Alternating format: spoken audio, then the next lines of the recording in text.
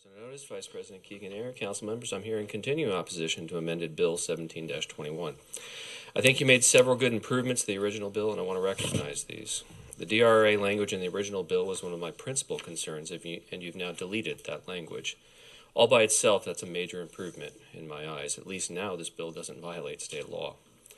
I also acknowledge the restriction that was in place on the warehouses, distribution centers, and wholesale sites sharing a common driveway with a school.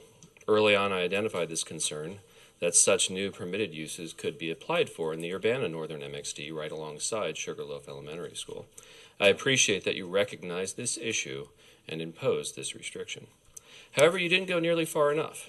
When you consider that these new industrial uses might be intermingled with a school, I don't think they should share any roadways, driveways, or otherwise.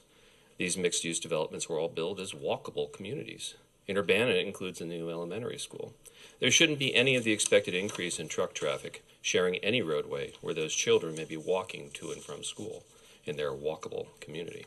If you allow these new permitted uses, then they should rely upon dedicated roadways separate from the residential roadways. Of course, this touches upon the central issue of adding these new industrial uses into a predominantly residential development. I applaud Vice President Keegan-Ayer's attempts to bring this issue forward during your review last week. I was disappointed that more of you didn't share her concerns. You heard directly from several JTP residents echoing those concerns. As I recall, you didn't hear from any residents favoring the proposed changes. I've found that a central feature of the MXD zone within the zoning ordinance is the land use mixture. It specifies minimum and maximum percentages for different components of an MXD. You've ignored this element in the ordinance. You've ignored this element of the ordinance in putting this bill forward. In light of the comments that you've received, I think it imperative that you address this issue, adding a maximum percentage of the MXD for these new permitted uses. I think a 10% maximum would be a good starting place for the discussion. Moreover, you should also specify buffering requirements between these new industrial uses and residential uses. You specified that the new industrial uses can't adjoin a school. That's a good start, but they also shouldn't adjoin residential. These are incompatible uses.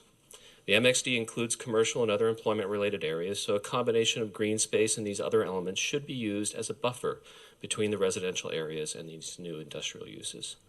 These aren't perfect conditions. I don't think that adding these industrial uses to a largely residential development is either wise or fair to the current homeowners.